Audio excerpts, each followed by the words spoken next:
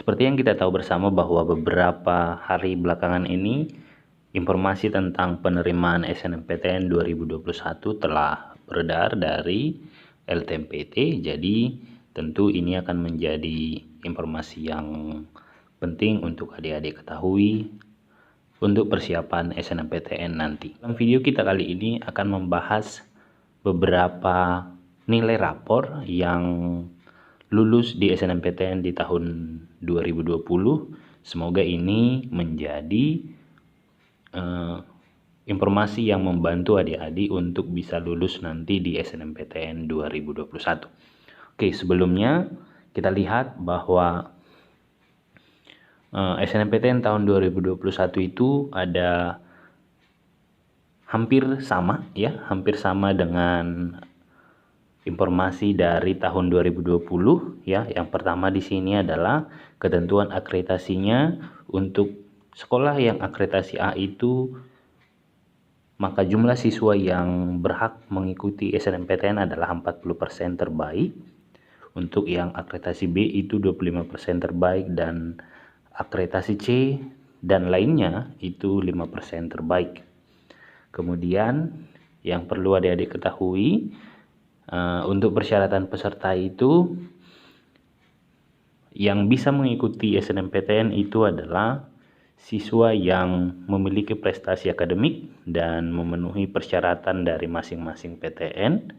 Kemudian yang berikut, memiliki nilai rapor semester 1 dan sampai semester 5 yang nanti itu akan diisi di PDSS. Kemudian yang berikut adalah memilih program studi, dan dalam hal ini untuk program studi bidang seni dan olahraga wajib mengunggah portofolio.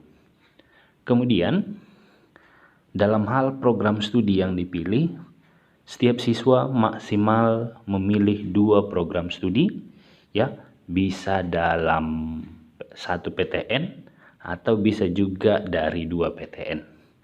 Kemudian jika adik-adik memilih 2 PTN, maka salah satu PTN-nya itu harus berada di provinsi yang sama dengan asal SMA dari adik-adik ya. Kemudian satu hal yang juga penting di sini adalah disarankan adik-adik untuk tidak lintas minat. Maksudnya adalah jika kamu di SMA adalah jurusan IPA, kalau boleh dan sangat disarankan tetap nanti untuk SNMPTN itu tetap mengambil jurusan yang IPA, bukan lintas minat ke jurusan yang IPS.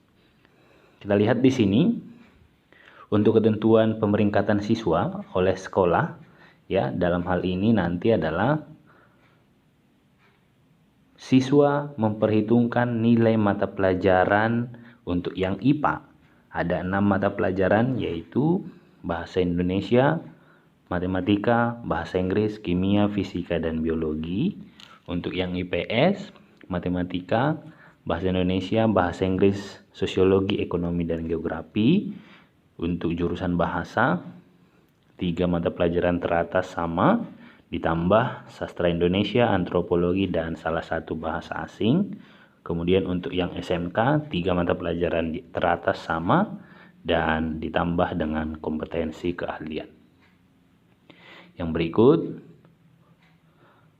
dalam hal ini jika misalnya siswa memiliki nilai yang sama, maka sekolah dapat menentukan kriteria yang lain untuk menentukan siapa yang berhak mengikuti SNMPTN. Kemudian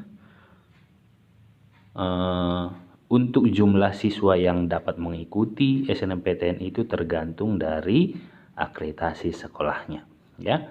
Itu mungkin yang penting untuk SNMPTN di tahun 2021 ini. Kemudian kita akan lihat nilai siswa yang lulus di SNMPTN.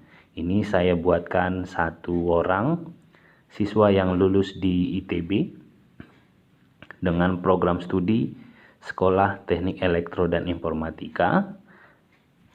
Dalam hal ini, nama siswa, NISN, dan asal sekolahnya tidak saya publish karena ini berhubungan dengan identitas siswa yang tidak berkenan untuk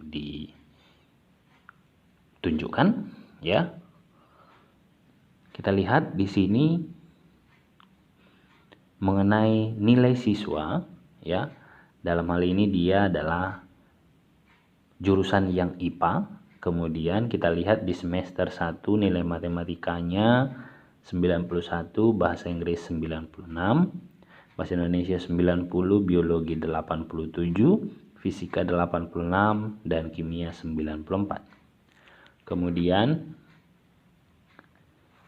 untuk semester 2 nilai matematikanya 91, bahasa Inggris 95, kemudian bahasa Indonesia 95, biologi 93, fisika 90, dan kimia 93.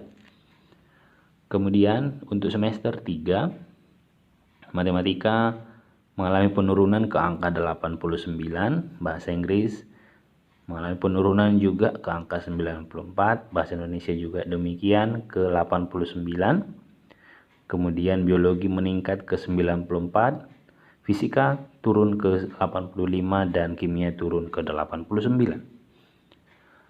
Kemudian ke semester 4 nilainya kemudian naik, matematika 95, bahasa Inggris turun ke 87, bahasa Indonesia 96, biologi 93, fisika 93, dan kimia 96. Semester terakhir matematika 89, bahasa Inggris 93, bahasa Indonesia 93, biologi 95, fisika 87, dan kimia 90.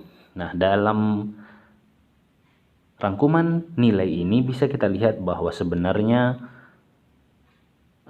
untuk nilainya, ya, ada semester-semester tertentu yang mengalami kenaikan dan semester tertentu juga mengalami penurunan. Jadi ada fluktuasi nilai dalam kelima semester ini.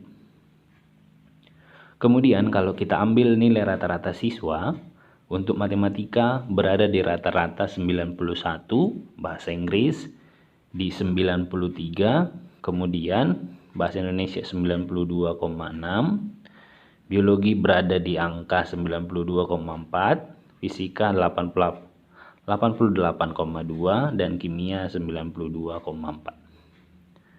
Oke, kemudian yang berikut untuk nilai rata-rata setiap semester ada di angka semester 1 90,7, semester 2 92,8, di semester 3 mengalami penurunan ke 89,3, semester 4 naik ke 93,3, semester 5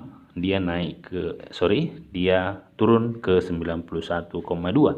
Tetapi kalau kita ambil rata-rata secara keseluruhan, maka nilai rata-rata berada di angka 91,6. Nah, dengan angka nilai rata-rata 91,6, siswa tersebut bisa berhak untuk lulus di STY ITB. Jadi untuk adik-adik yang semisal punya nilai yang memadai sebesar ini, kemudian punya akreditasi sekolah yang bagus, kemudian didukung oleh misalnya ada kakak kelasmu juga yang lulus di ITB, saya pikir ini bisa menjadi panduan, ini bisa menjadi gambaran nanti untuk adik-adik memilih jurusan di ITB atau di PTN yang lain. Oke, ini yang pertama. Yang kedua kita akan lihat ini siswa dari SMA 15 Medan, kemudian dia lulus di Ilmu Kelautan Universitas Diponegoro. Nah, kita lihat lagi di sini untuk rangkuman nilainya. Dan siswa ini juga adalah jurusan IPA. Kita akan lihat nilai matematika di semester 1 berada di angka 82, bahasa Inggris 75, bahasa Indonesia 82, biologi 82, fisika 78, dan kimia 74, ya. Kemudian semester 2 matematika 83, bahasa Inggris 77, kemudian bahasa Indonesia turun ke 80, biologi 82, fisika 80, dan kimia 80. Untuk semester 3 matematika mengalami penurunan ke 78, bahasa Inggris 83, kemudian bahasa Indonesia 82, biologi 85, fisika 88, dan kimia 81. Untuk semester keempat, kita lihat di sini matematika mengalami kenaikan ke 83, bahasa Inggris 87, bahasa Indonesia 85, biologi 90, fisika 91, dan kimia 87. Di semester 4 ini kesemua mata pelajaran ini mengalami kenaikan.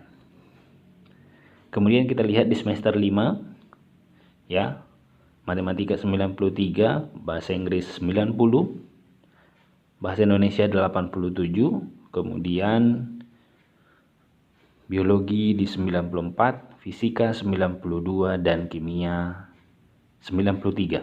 Nah, tetap di semester 5 juga semua mata pelajarannya mengalami kenaikan nilai.